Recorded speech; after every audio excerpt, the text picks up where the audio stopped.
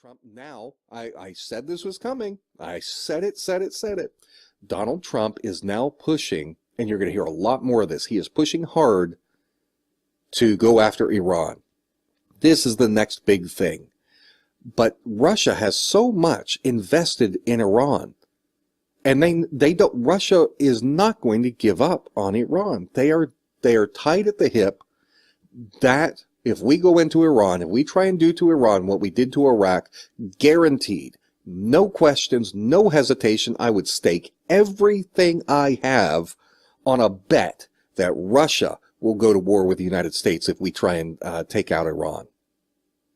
Because that would be the beginning of the end for Russia's sovereignty if we go in there and take over Iran and install a puppet regime there the way we did in Ukraine and the way that we've been trying to do in Syria. They're not going to tolerate it. But of course they're going after Iran for the oil. That's what it is. They're going after the oil. And so this element of Trump supporters, of course, they're going to pat him on the back when he's talking about stealing oil from these nations. Oil theft is right up Donald Trump's alley. Watch this. Take the oil. I don't understand how you would take the. Does that mean keeping troops there or staying involved in Iraq? You heard me. I would take the oil. We will make a fortune. We will make money. They have $15 trillion worth of oil in Iraq. $15 trillion. We will make a lot of money. So your Middle East policy is basically guided by our interest in oil. My Middle East, which are I always heard that. I always heard that when we went into Iraq, we went in for the oil. I said, that sounds smart. Keep the oil. 1.5 trillion. We should take it. Why don't we just take over the oil? We should take it over. We should come in. Well, I don't want to give it to Iran.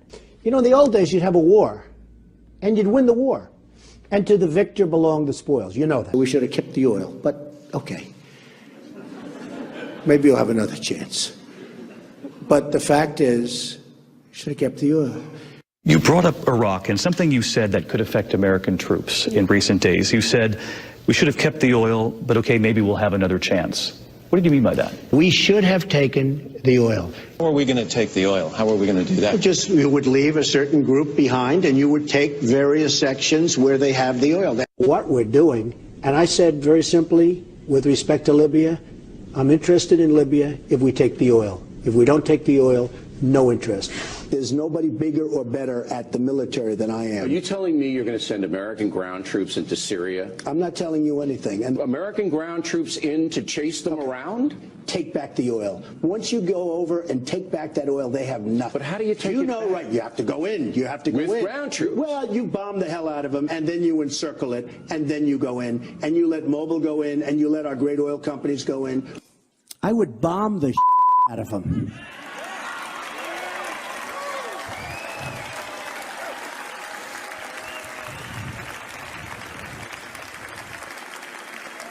I would just bomb those suckers. And that's right. I'd blow up the pipes. I'd blow up the I'd blow up every single inch. There would be nothing left. And you know what? You'll get Exxon to come in there in 2 months. You ever see these guys, how good they are, the great oil companies? So Donald Trump's globalist agenda on behalf of the bankers and the oil corporations is plain as day to anyone who is willing to open their eyes and look, anyone willing to listen to what he was saying all throughout his campaign. He's no different from George W. Bush or Barack Obama, for that matter. He's a puppet of the globalists.